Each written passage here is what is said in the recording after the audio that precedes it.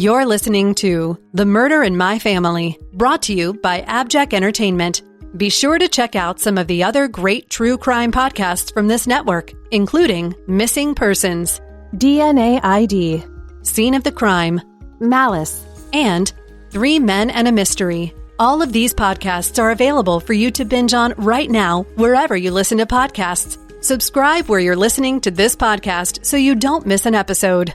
The views and opinions expressed by guests on this podcast do not necessarily represent those of the podcast, its host, or sponsors. If you would like to discuss the murder in your family on this podcast, please be sure to visit themurderinmyfamily.com for more information. You can support this podcast by visiting patreon.com/themurderinmyfamily. This episode may contain unsettling material or subject matter. Listener discretion is advised.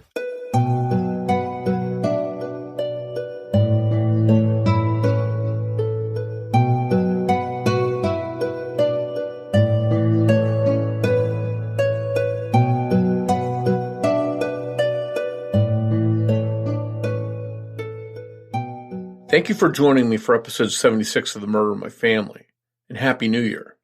I'm your host, Mike Morford.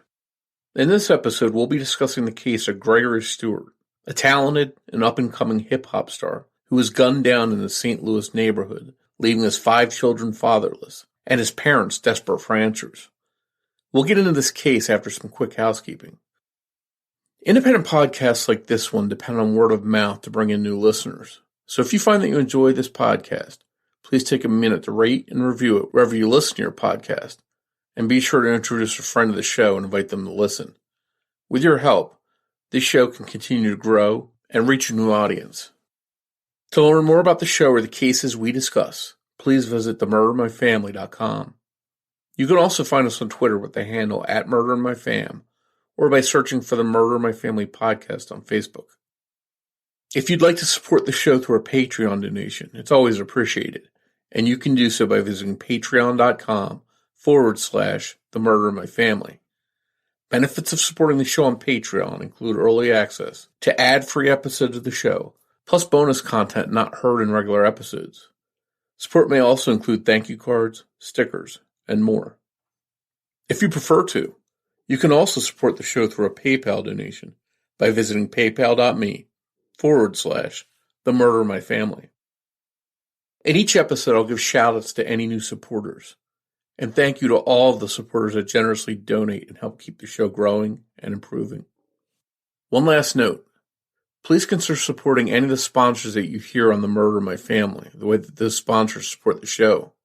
It's with our sponsor support that this show can go on and continue to provide a platform to share these stories with you in every episode. Thank you. And now on with the show. No matter where you fall on the U.S. gun debate, we all know that gun violence in the USA is real, and it isn't going away anytime soon. The media often highlights some of these cases, keeping them in the national spotlight for days or weeks on end. But sadly, some outlets also tend to gloss over, or not cover at all, the cases of gun violence involving minority victims, or victims of gang violence. While gun and gang violence is a problem coast to coast in cities across the nation, one city that's been hit particularly hard by violence is the city of St. Louis, Missouri. While St. Louis is well known for its amazing food, the Gateway Arch, and for being home to celebrities like Akon and John Goodman, it definitely has a downside. There were 36 homicides in East St. Louis alone in 2020, and every one remains open as of the recording of this episode. Directly across the Mississippi River in East St. Louis, Illinois, 14 of 63 homicide cases remain open as of January 2021. One of the victims of that gun violence was Gregory Hakeem Stewart Sr., an aspiring hip-hop performer and producer. Gregory, who was just 31 years old, was the father of 5 children, 3 girls and 2 boys, ranging from age 3 to 12. Gregory was also known as Little Georgia, and he performed at different venues in the St. Louis metro area. He went by Little Georgia because he was born in Savannah, Georgia. Gregory attended school in Savannah and then later moved with his parents, Paul and Latasha Stewart, to Kansas City, Missouri, and then to Cahokia, Illinois. When Gregory got to the St. Louis area, he really excelled in the world of hip-hop music. He was the CEO, owner, and founder of his own record label, Gangster Mafia Family, or GMF 1504. Gregory recorded thousands of songs with his brothers that have been shared through SoundCloud, YouTube, and on various platforms across the internet. Gregory had a reputation in his neighborhood of being friendly and for always helping out someone in need. On May 28, 2020, Gregory went to the home of an acquaintance, and what happened there left his 5 children suddenly fatherless. At around 11 p.m. at 2408 Bond Street, Gregory Stewart became the latest victim of gun violence in East St. Louis, Illinois. Witnesses say that as people left the home, a fight started. Once outside, the people involved in the fight found themselves facing gunfire. Someone apparently jumped out of the bushes and indiscriminately shot towards the crowd who was departing. Unfortunately, Gregory was struck by one of those bullets. He was rushed to the hospital, but sadly, he died the next day on May 29th. News of the shooting devastated Gregory's parents, and they soon were tasked with having to break the news to the rest of his family and friends. Since the time of the shooting, Gregory's mother, Latasha, believes that someone called her son to Bond Street that night for a reason, and she wants that person to tell the truth so she can find peace and answers and know what happened to her son. Though authorities do not believe that Gregory was targeted, Gregory's father, Paul, believes that someone set him up. But as is all too common in these kinds of shootings, not many people are willing to talk, perhaps out of some sort of street code, or perhaps out of fear. The result is that Gregory's parents are heartbroken, and his children will now have to grow up without their father. There's a $5,000 reward being offered for information leading to a felony arrest by the St. Louis Regional Crime Stoppers. You can report any information anonymously to them by calling their hotline at 1-866-371-TIPS or 1-866-371-8477. Crime Stoppers advises that they don't have caller ID or any method to track callers, and they encourage people with information to not be afraid to report what you know. Gregory Stewart's family is also offering an additional $2,000 reward for any information leading to his killer. Gregory's mother, Latasha, joined me to discuss her son's murder and her efforts to get justice for him. That conversation is coming up in just a moment. Hey everyone, Happy New Year. With a brand new year, a lot of us are hoping to make this year an even better one than last. But for some of us, that's easier said than done, because often, things that were weighing on us don't magically leave us with the change of a calendar page. But the good news is, there is help, and that help is called BetterHelp. If there's something that's interfering with your happiness or preventing you from achieving your goals, then BetterHelp Online Counseling might just be the right solution for you. BetterHelp will assess your needs and match you with your own licensed professional therapist. You can connect in a safe and private online environment. It's so convenient, and you can start communicating with a counselor in under 24 hours. This isn't self-help. It's professional counseling. Send a message to your counselor at any time. You'll get timely and thoughtful responses. Plus, you can schedule weekly video or phone sessions, all without having to sit in an uncomfortable waiting room. BetterHelp can assist you with so many things, from depression, stress, and anxiety, to family conflicts, sleep issues, and more. Anything you share is confidential. And while BetterHelp isn't a crisis line, it is convenient, professional, and affordable. In fact, so many people have been using BetterHelp that they're recruiting additional counselors in all 50 states. I want you to start living a happier life today. As a listener of the Murder in My Family, you'll get 10% off your first month by visiting BetterHelp.com/family. Join over 1 million people taking charge of their mental health. Once again, go to BetterHelp, that's HELP.com/family, and you'll save 10% on your first month of BetterHelp.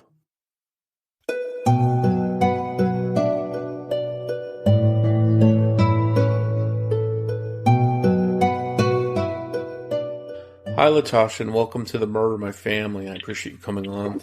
Hi, how are you doing today? I'm doing good, and I'm happy to have you here. I wish it was under different circumstances. I know it's very fresh for you that your son Gregory was killed this year. So my condolences go out to you and your family. How have you been able to get through these last 6+ months? Well, this is a turmoil for me, and my mind is constantly racing and wondering and thinking and trying to think of, you know, what happened, who done it to my son, who murdered my son. You know, myself and my family, we're out here constantly putting out flyers, canvassing the neighborhoods, and doing our own detective work, which, sometimes I get a little scared because I feel like it's dangerous, But if we don't do it, who's going to do it, besides the detectives? We're trying to get information that's going to lead to an arrest and the conviction of the people that's responsible for my son's murder. And I think as parents, there's nothing we won't do for our children. So even if that means going out there and putting yourself at risk. Yes. So like I said at first, I was a little leery, as far as like revealing my identity and all this, but like I say, it's all about my son and getting justice. So, that's why I'm out here on Facebook Live and stuff and sharing and posting in all the groups and stuff. Because like I say, my goal is to get my son's story out, the murder of my son, really worldwide, because you never know where these people could be. They could have went somewhere and tell somebody else or whatever. And I'm just trying to get it out to the public to the best of my ability.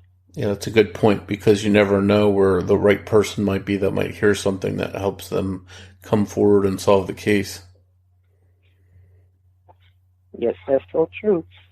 And, I know for a fact, though, several people out there, and I can feel like when we're out there in the neighborhoods and stuff, because we go out from one end of our county, which is St. Clair County in Illinois, and we meet people all over. And we have my son posters and flyers, Crime Stoppers all over the whole county, from one end to the another. And I'm sharing all the different post pages throughout the county. I'm sharing it over like about 50 counties, 50 different groups within my county. And, so, and when I get my views and stuff, I can see it's 4, 5, 6,000, and it's never the same people. So I know that we're reaching a lot of people. And I feel the presence when we're talking to people or when we're out, I feel like the whole, at least half of the population in our region, in this area, knows what happened. They know about the story and stuff. But for some reason, they're being quiet. It's some people that's giving leaves and stuff. So, but it's a lot of people that knows what happened to my son. And that is why we're trying to get the story out and praying that the people, they'll use their conscience and stuff, and just imagine if it was them in our shoes. When I talk to people, I say, imagine if it was your child. Imagine if it was your mother that was going through what I'm going through in my family. You'll be reaching out to the community for help too, because you would need the community help to solve your loved one's murder. And the community is someone you need on your side to help get that word out there and come forward with the information. I'm going to talk a little bit about the case and everything that happened. If you can, though, just to start us out, can you tell us a little bit about your son Gregory and what kind of person he was? Well, my son, we are very family-oriented. We're from the South, and we really, really believe in family. My family is very close-knit. I raised my sons to always, if one day me and my husband be gone, it's just going to be them three and our daughter, So we raised them to always stick together. And, they had a very tight bond, and he has 5 children from the ages of 3 to the age of 12. And like I say, my son, he was CEO of his own music recording label, which he had, and it was known as GMF 1504.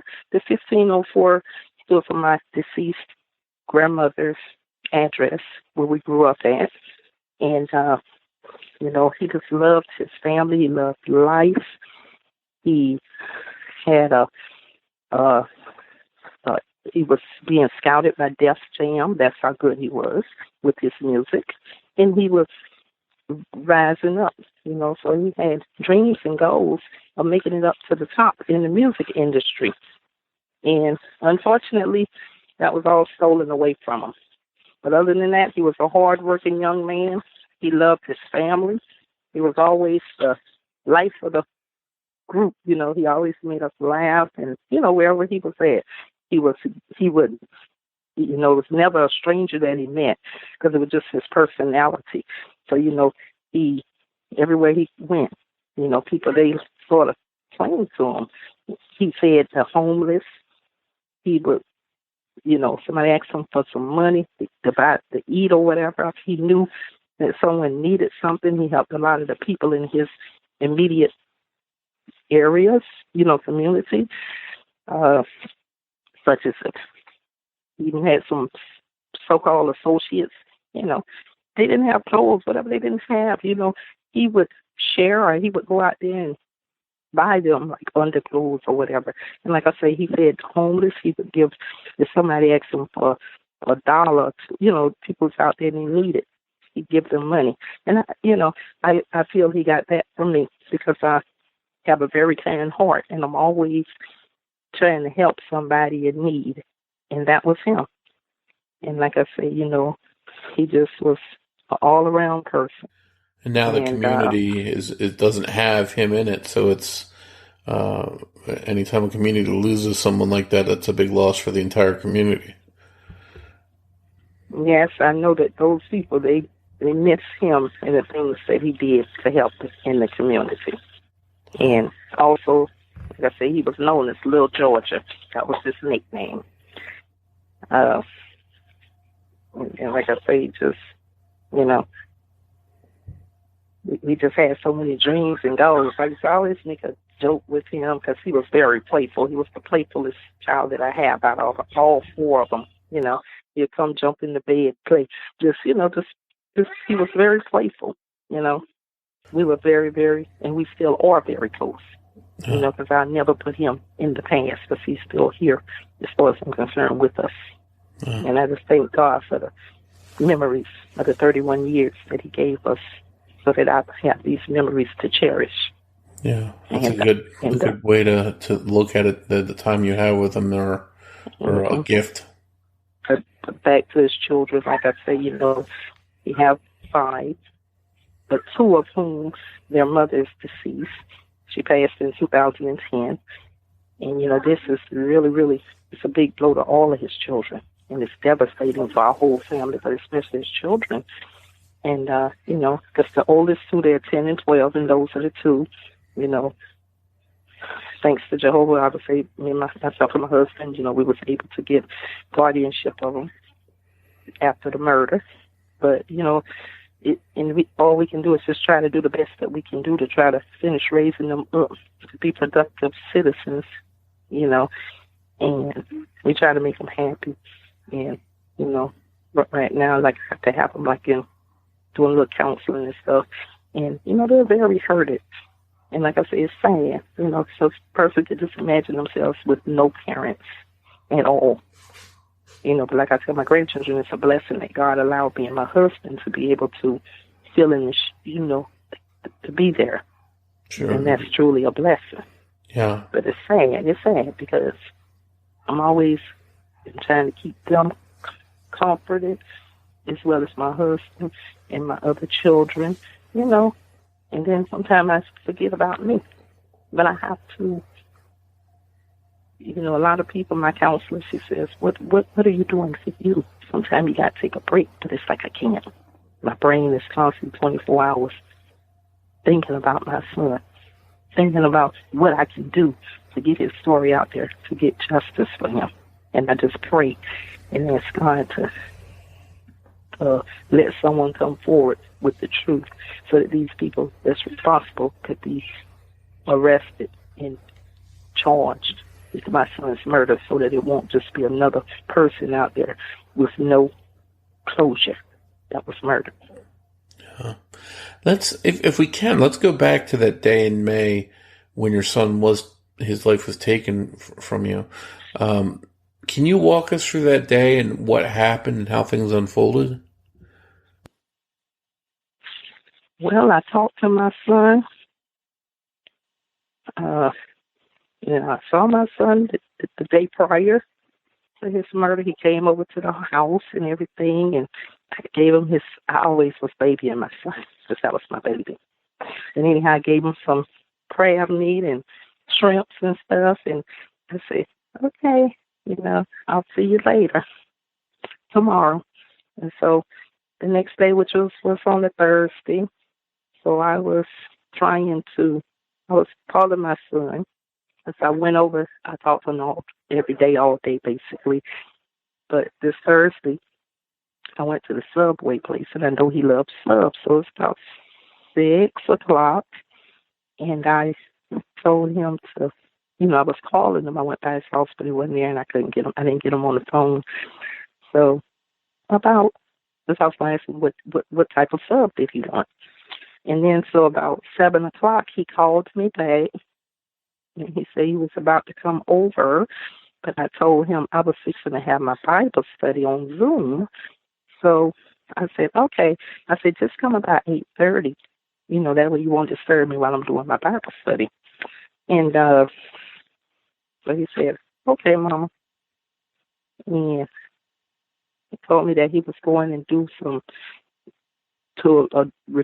another recording studio with this guy. He shoot his videos and stuff, and he was going to meet with him. And that was in my neighborhood, and then he was going to come by my house. And so I said, okay. I said, well, make sure you come by, I said, because I have something for you, because I always give my son money, but, if he needs money or whatever, And so about, my meeting was over at 8:30, so I was getting tired. About 9 o'clock, I was about to call my son because I was getting ready for bed, and he loved to knock on the window. If he don't get me on the phone, cell phone, he'll knock on my room window and then wake me up, but I didn't want him to be woke up because I was tired. So he told me, he said, he called me about 9, between 9 and well, we're going to put this, because I can't, but it was a little bit after 9. But anyhow, my son, he called me, and he said, Mama, just put the little package, which was the money, in the mailbox for me, and I'm going to swing on by, when I go by the person's house who was his recording person that records his music. And I said, okay. He said, okay, I'm glad you called me. I said, because I didn't want you to wake me up because I'm about to go to bed and I'm tired. And I said, okay. I said, I love you. And I said, I'll see you tomorrow. And he said, okay, Mom, I love you too. And I'll talk to you tomorrow. So about 30 minutes later, I got a call from my husband. He was out of town. His sister, she was real sick. So he had just went out of town a couple of days prior to this, probably that Monday or something. Then my husband called me, and he was the one that revealed to me that my son had got shot, because these people that's responsible, it's odd. Why would you call all the way down out of town to tell my husband? And then my husband called me, and he was like,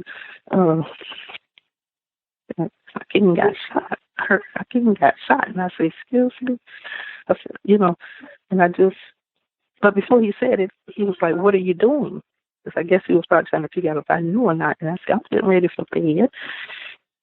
And then he said, Lord, people trying to kill me. But he meant in a jokingly way, stressing me out. And I said, what are you talking about? And that's when he told my son, he had called down there and told my son he got shot. So I got up and I put on my clothes and stuff, and I called my other son. But in the meantime, the same person called my husband way out of town. Then I went and got my other son. And I mean, it's just so strange that, if a person had called my son down there. They called my son Gregory come down there when I'm learning. One of his so-called friends, which is an acquaintance of his, he called my son to come down there where he was at when my son got shot at. The same person turned around and had another person call my husband in Georgia and then run to my other son's house up here and get him and tell him that my son had been shot. And all that's just like it's coincidental, and it just don't make no sense to me. It sounds like that maybe your son was set up or there was an ambush type of situation? I think so. So my son, Gregory Stewart, he was murdered May the 29th of 2020 in East St. Louis, Illinois at 2408 Bond Street. That's Bond Street in East St. Louis. And was that a house or a business or what kind of place? Yes, at a residence. Mm-hmm. But okay. Like when I put everything out on Facebook, I always put the date he was murdered, and I put the address and where it was in East St. Louis. So it's all going around. It wasn't meant for him and stuff. But like I think that the person called him down there. It was a partial. It was a setup. Huh. And did your son have any enemies or anyone that had a problem with him? No, he didn't. No, he did not. And then the person put a big old post up on Facebook, the one that called my son down there right before, and that's why I can't understand. And what it was linking to, when the person put it up there and all on live on Facebook, like he was waiting for somebody to come through or something, He knows what happened. And he knows what happened. And I feel like he's responsible for my son's murder. He knows what happened. He knows who did it. And he's the cause and the reason that my son is dead. Can't say no names. Can't reveal all that due to the investigation. Sure. That's understandable. You don't want to jeopardize that. Was this shooting in broad daylight? Were there any witnesses or potential witnesses? According to it was at least, I would say at least about 8 to 10 people that was out there. And it was at night. But I can't say the time and stuff, again, due to the investigation. Your thinking is that perhaps some of these people that might have information that might have seen it are afraid to talk because they're afraid their lives might be in danger. Oh, yeah, a lot of people. When we did a march, we did a rally and stuff, and people, they coming to us, but they're afraid to talk to the police because they say they don't want to be dead next. Sure, and it's hard to, you want them to come forward and share information, but at the same time, you almost understand why they're afraid to come forward. Is there an anonymous way to provide information so that they can give information without maybe giving their names? Yes, I'm telling them, on Facebook and stuff, they can go, and when I make my posts, anyone can come forward with information. They can go through Crime Stoppers at 1-866-371-8477, and they will remain anonymous, and also that it's a reward being offered for the leading to an arrest information, and I spoke with the Crime Stopper people. So, they don't even reveal who you are. They don't get your name. They just give you like a number or something, and if they remain anonymous. And then once the person, if it leads to an arrest, then they get the reward. And as well, my family, we have additional money that, for a reward as well. And I always say, I hope someone, if they have information, would come forward for the right reasons, just because it's the right thing to do. And again, hopefully that if anyone out there listening would have information, they would just do the right thing and come forward to help your family out. But for some people, if a reward is what it takes, then and you still get the information, then that's sometimes what it has to be. What's been going on with the investigation? I know there's certain things you can't talk about, certain details you can't give, but did the police talk to some of the people that they need to talk to? Are they actively investigating it and following up leads and stuff? Yes, they're actively investigating. And also, I forgot to say, also, so if they don't want to go through Crime Stoppers, they can contact the Illinois State Police. And they are actively, investigating the case. So any information that they receive, they're going to follow up on it. Are they doing a good job of staying in touch with you and keeping you and your family updated? Yes, they are. Because when I reach out to them or whatever, they'll contact me back. Sometime it might be a week later, but they'll contact me back, So, and I know that I have to understand that they have several cases that they're working on, so they can't just jump as soon as I call or whatever, And like I say, they're also, they come by and they talk to us, so keeping us up to date. But like they said, it's a lot of information, a lot of stuff we don't even know. And it's not that they're being secretive, but they hold that stuff for when we go to trial.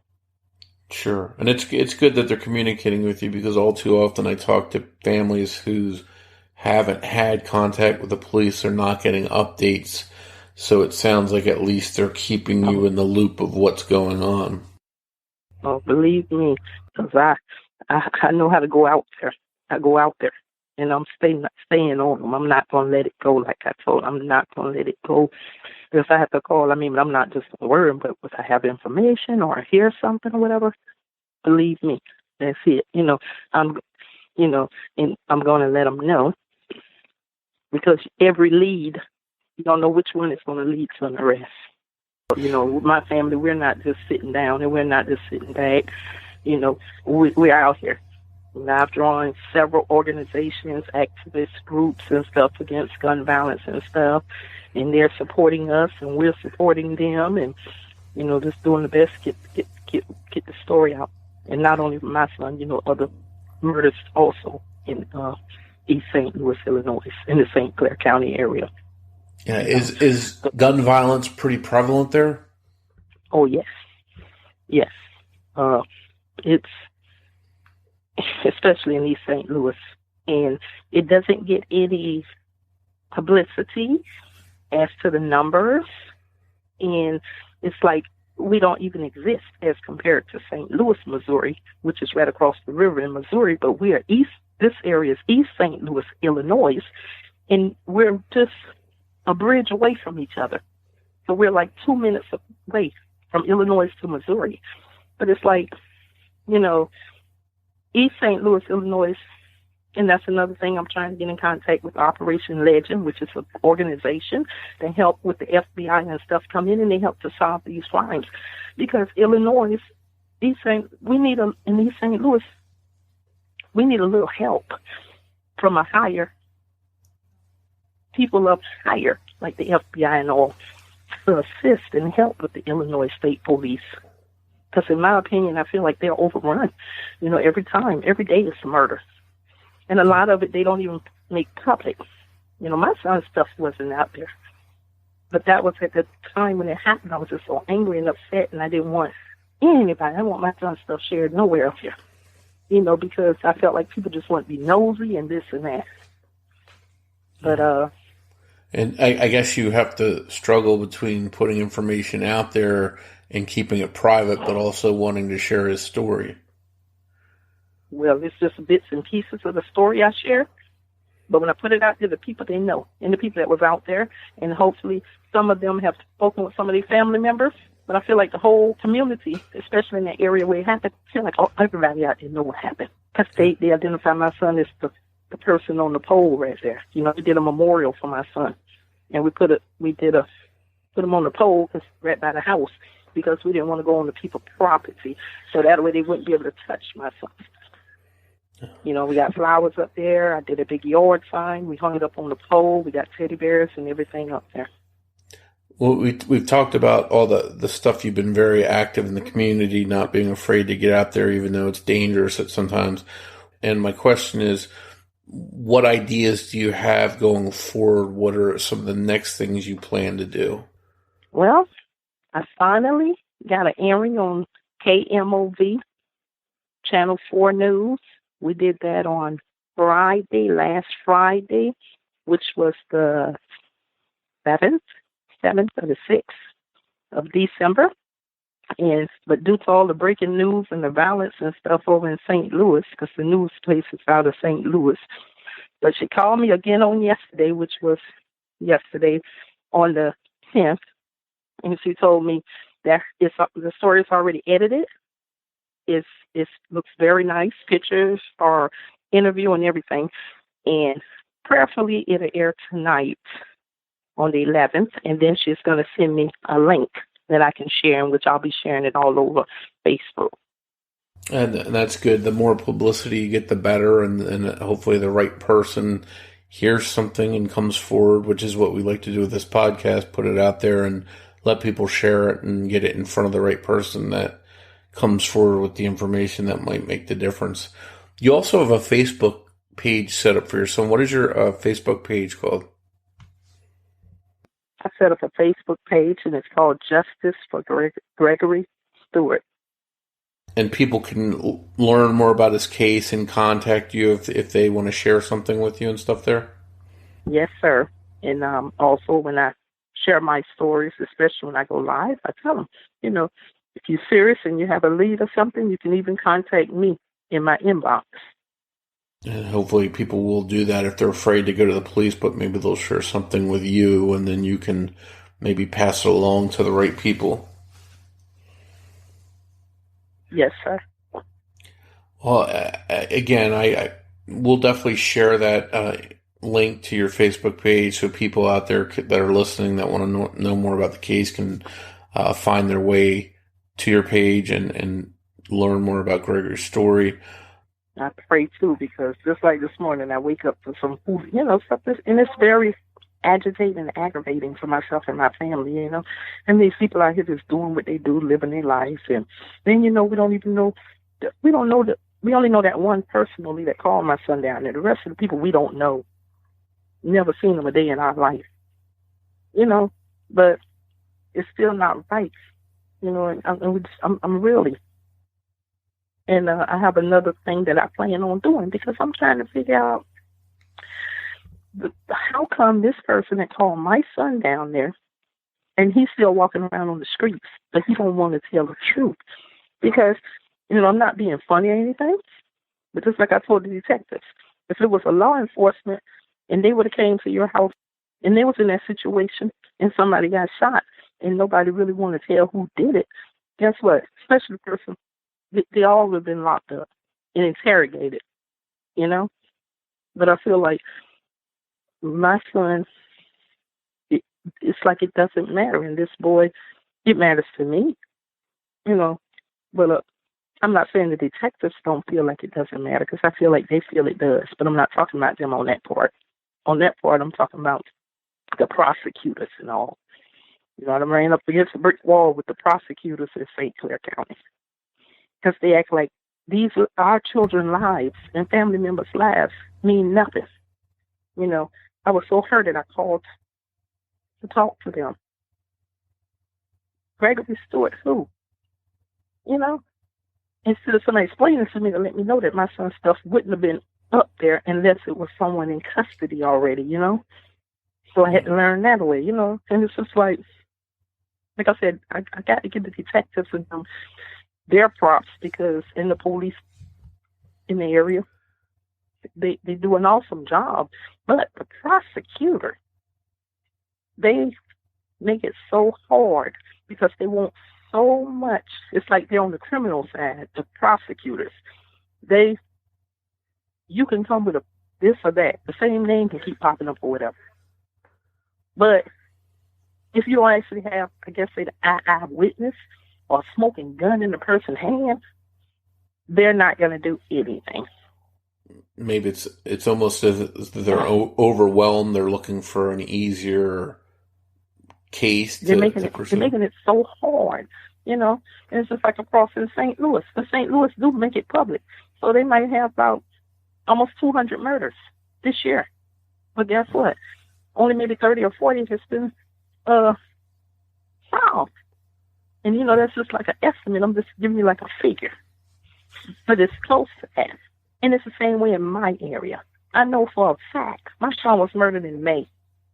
And I can at least tell you, they keep everything so hush-hush and quiet over here. It don't even make the news, okay? It don't get on the TV, never. And they won't make it available to the public. But I know for a fact, I would say at least about 50 to 75 people, 50 people at least, have been murdered in the East St. Louis area this year. That's and too many lives lost. And guess what? They might have solved maybe 5 of them. Wow. And that's because of the prosecutors. And like I say, I'm in the process of going, I don't speak with the Attorney General of Illinois because something needs to be done about this prosecutor that they have. Because it's like he's for the criminals instead of helping the detectives when they come with the information. And hey, let's arrest these people.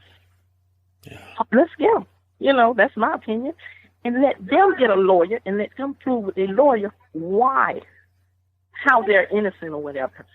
Instead of before you pick up the charges and charge somebody or arrest somebody, put out a warrant for them, the detectives and stuff have to basically have a smoking, as you say, gun in their hand.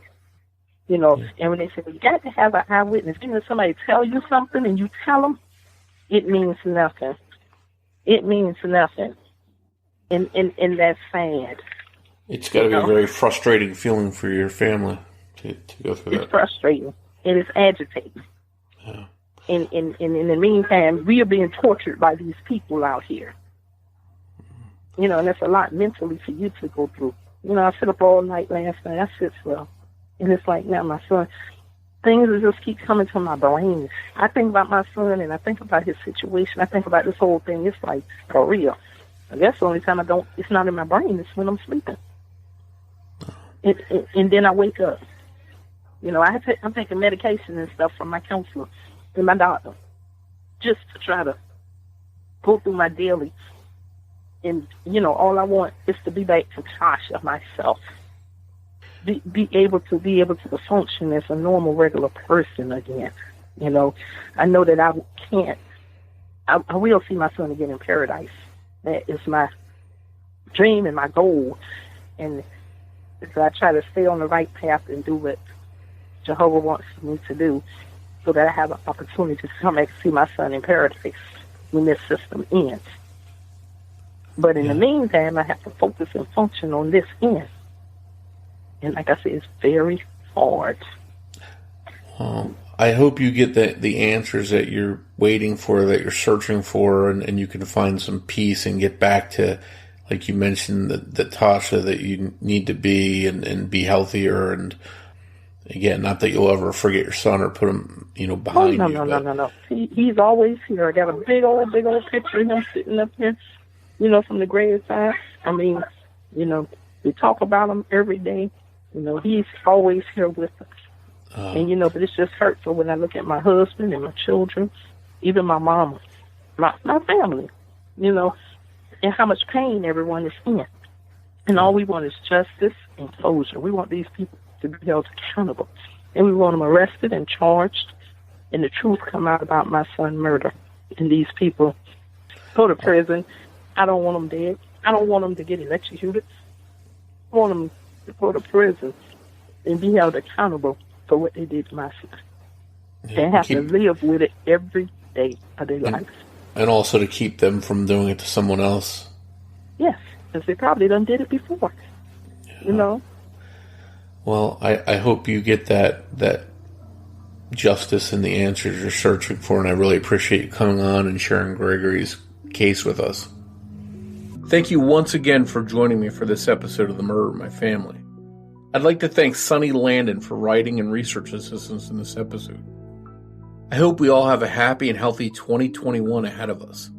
And I hope that you'll spend some of your time with me this year, listening to episodes of The Murder of My Family. Before you go, remember that every murder victim means something to somebody.